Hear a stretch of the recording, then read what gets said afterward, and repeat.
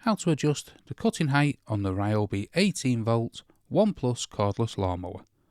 Now here we have our lawnmower, and there's usually two places you can adjust the cutting height. Here on the wheel, or here in the middle with this big lever. There will be a lever on the wheel as well, but what I found is when they're on the wheel, they're not usually as robust as when they're in the centre like this.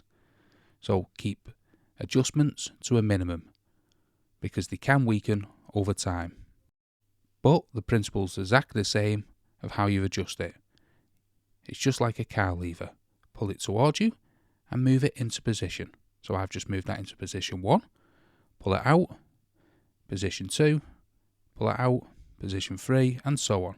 And you can just keep adjusting the height like that all the way up to position 7, and you can see the gap between the ground and the mower is greater here underneath at position 7.